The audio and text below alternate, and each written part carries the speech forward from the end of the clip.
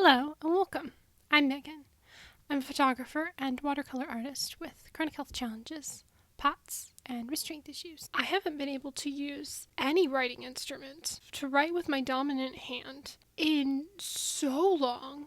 It's 16 years? No, 16 years. I haven't been able to use a pen. Like signing my name on a document or something, or writing a paragraph in like a journal or something would make my wrist ache for a few days, and I would be struggling to like brush my teeth with that same hand, my dominant hand, because I made my wrist hurt by doing some handwriting. So I just assumed I would never be able to do any handwriting.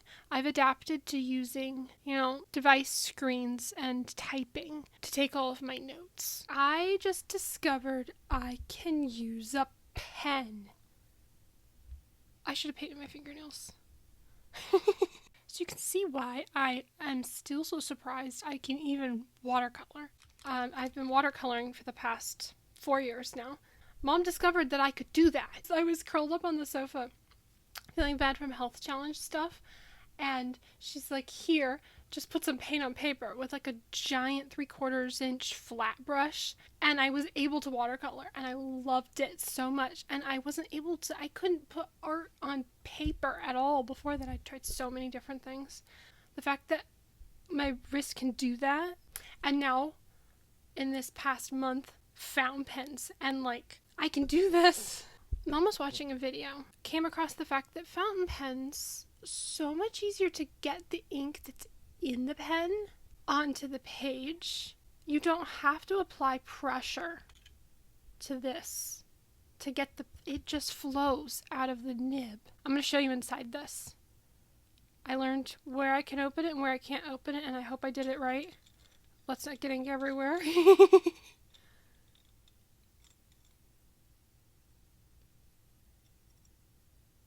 You see this? This is the ink. It's blue. I had such a hard time picking a color. All of the different companies. So we've gotten from Gold Spot and Venice, and that one that's I can't ever remember the name of, and Goulet pens. I'm going to put links to all of the cool things in the description for you. Goulet Pen's website, if you sign up to their email list, they just give you ink in these little sample things, like 8 of them. Like when I'm a watercolor artist, okay, so my brain perspective of this is watercolor samples, watercolor dot cards, it's kind of like that, but like ink samples. It's swatching of ink instead of swatching of paint. That's where my brain went. I started with this. Look how chunky this pen is in comparison to the $5 one. My stickers are falling over. Would you look at them? Let me teach you about fountain pens because I know new things. Look at this. This is the nib. The ink comes out down here at the end on the tip. And you don't have to put pressure on the thing in order to like get the ink to come out, it just flows. Capillary action. So cool. But the nib that's on this one, this is platinum, different brand than this one. This is the same brand as this one. This is the $5 one. And, I can stick this here, right? Yes. And then this is the Preppy, and this is the Plaisir. And the nib, you can tell, look, this one has ink in it and this one doesn't have ink in it. This one doesn't have ink and this one has ink in the thing. The nib is the same as the $500, I don't even know how expensive pens. This one and the really expensive pens all use they're really good nib. Isn't that cool?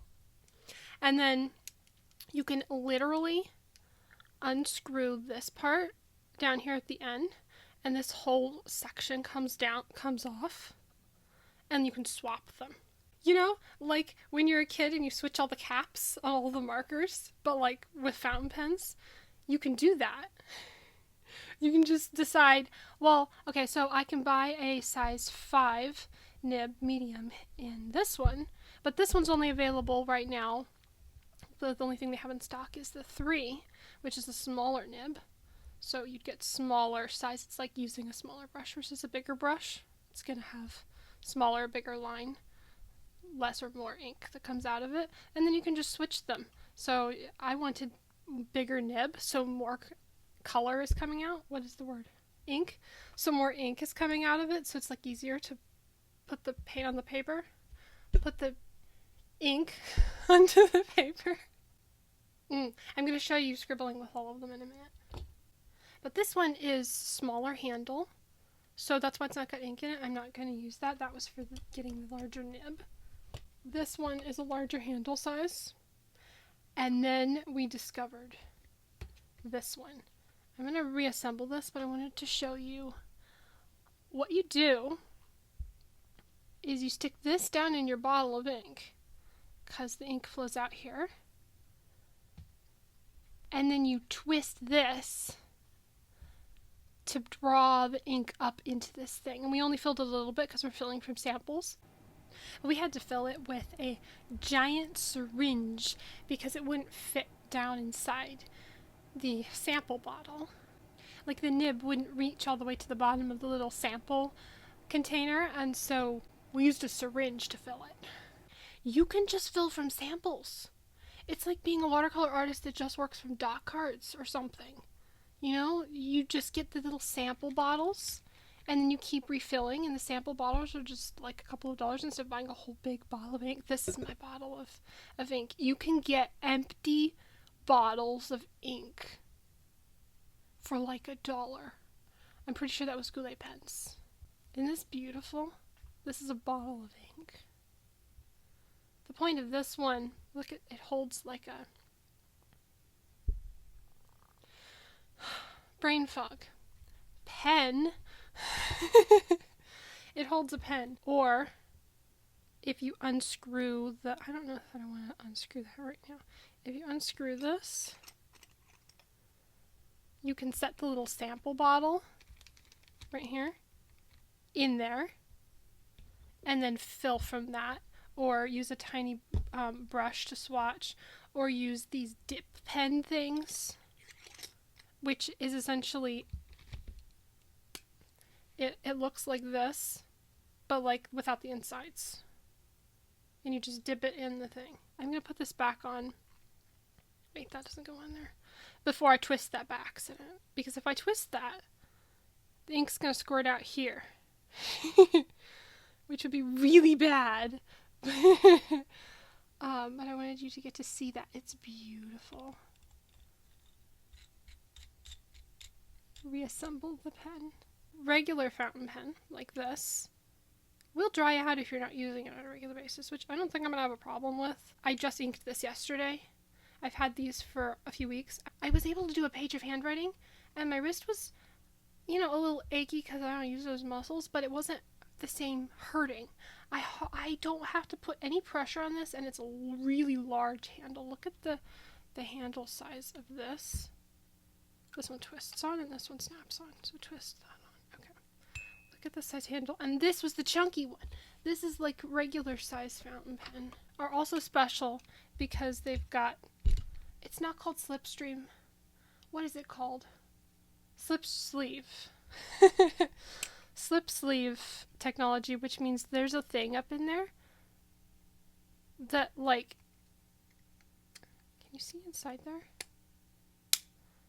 Now your nib's not going to dry out because there's like a thing up inside there.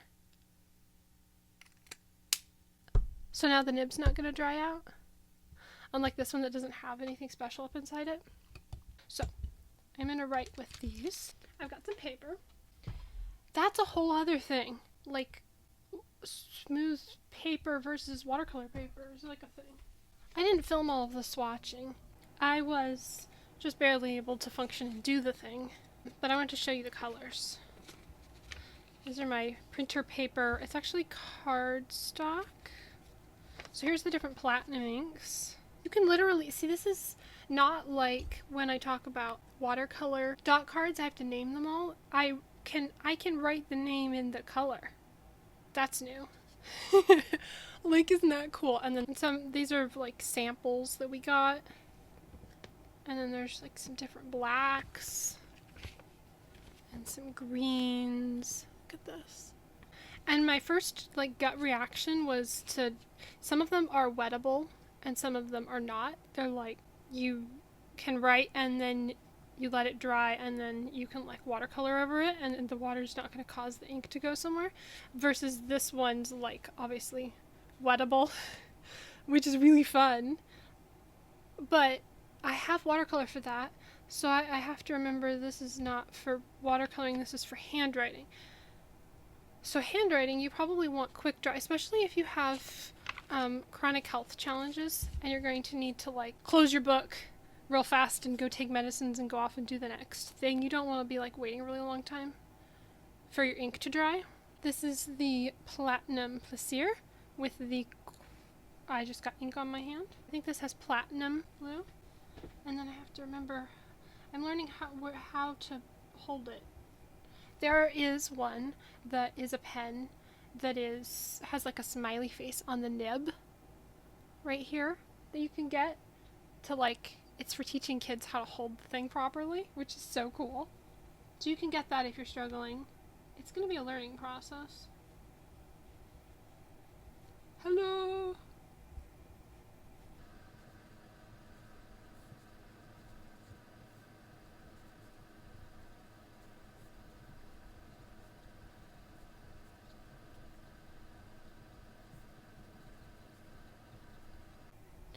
And you can see I'm moving like this from my shoulder. I've learned that from watercoloring. You don't have to move your wrist. I was gonna say you don't have to move your wrist when you're painting. This isn't painting. See, can you see my wrist okay on that?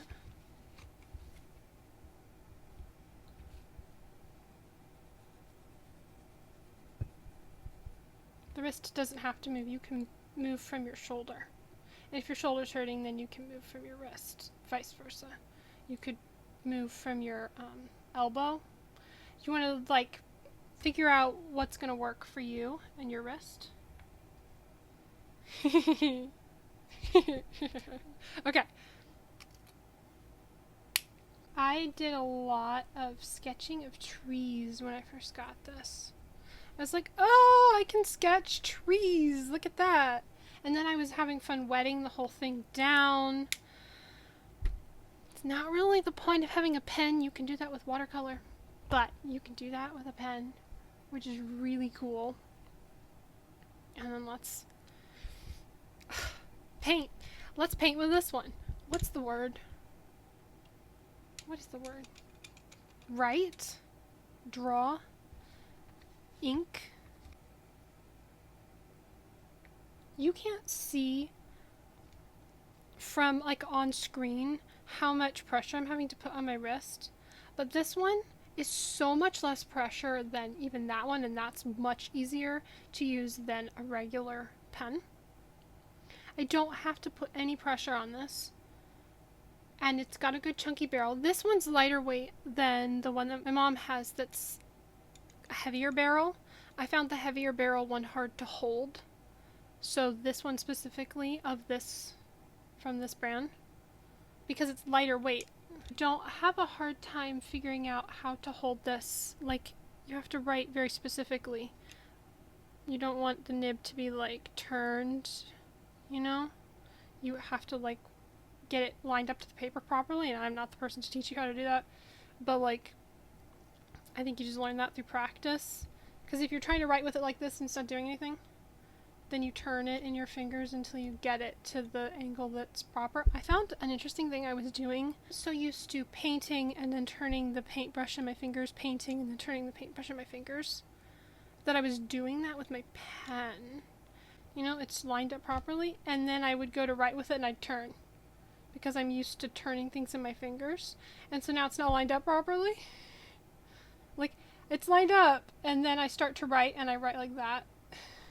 So I've had to adapt to the fact that I know that I do that, and like hold it like this, so that when I go to write, it's like this. Which is so interesting.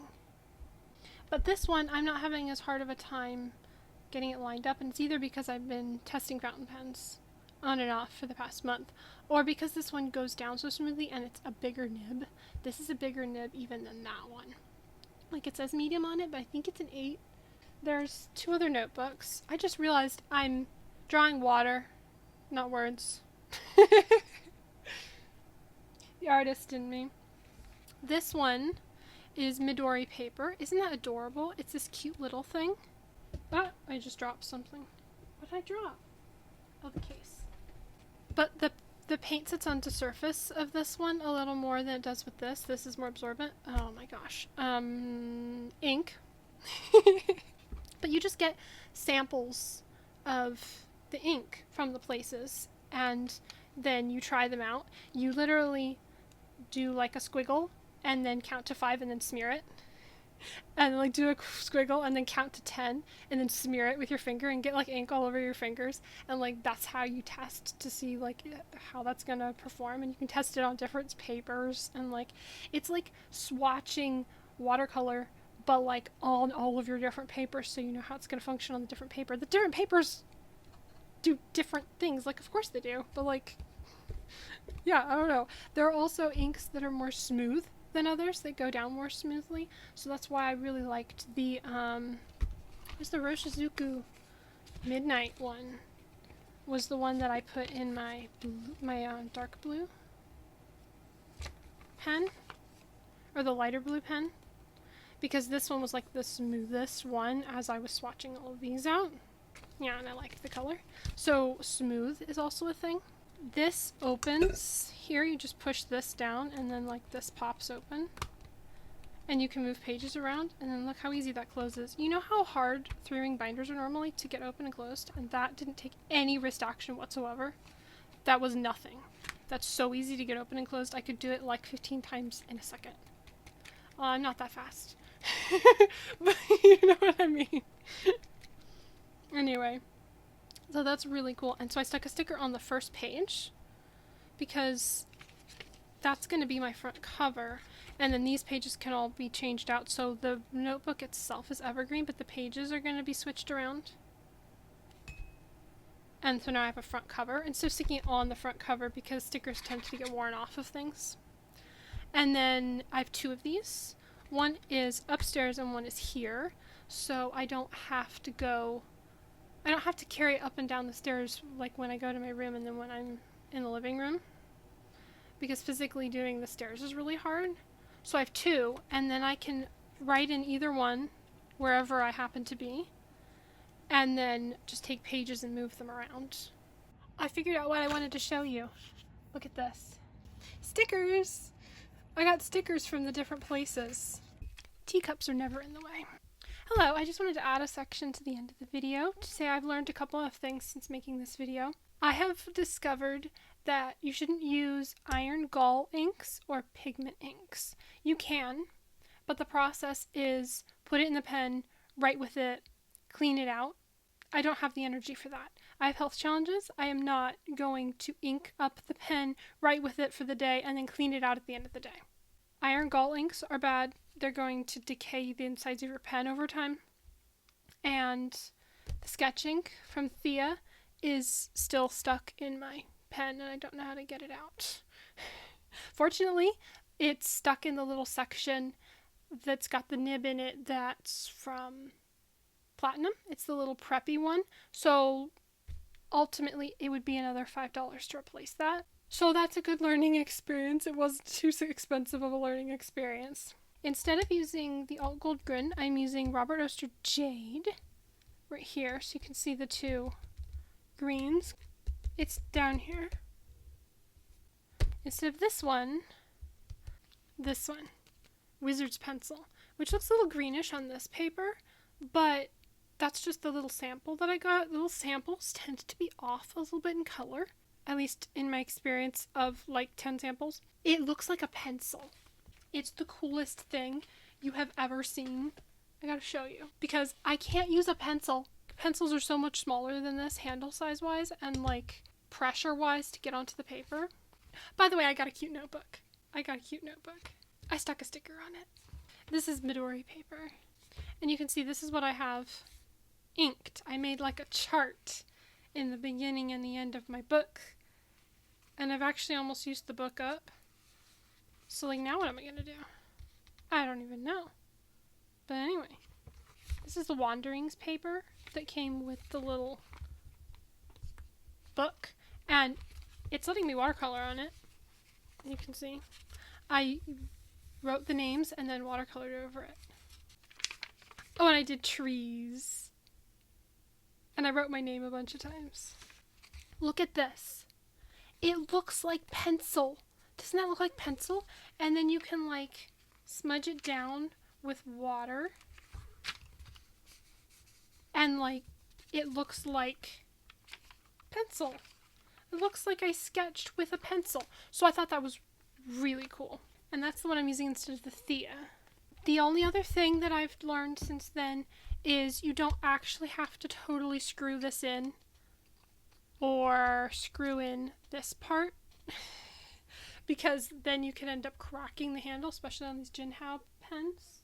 The heartbeat nib specifically, if you see in the little Amazon listing with the heartbeat nib, so much more ink comes out of that even than the other one that I don't know the name of that also comes out of Jinhao but doesn't look like a heartbeat. I specifically love a heartbeat nib is like the better one because it's cute, but it also has more ink that comes out of it. And look at my cute stickers. This is now inked with Deatramentis Artist Turquoise, which is waterproof and good to put in my pen and a beautiful color. And it's been drying really fast, writing really smoothly. It's become my go-to journaling ink. And this one is Deatramentis Document Brown. Document means waterproof. The artist and the document, as far as I can tell, are the same. We tried 2 samples. And I've really been enjoying using that for sketching. It's kind of a Berber sienna kind of a color. And then my olivey green is called Jade from Robert Oster. I also have this really cool case, which will hold 4 of these. It also makes a really nice tray for my desk. This is also a really nice one, and that holds 1 pen. I'll put links to everything I can find links for in the description for you. Thank you so much for watching. I will see you in the next video. Ooh, I have 1 sip of tea left.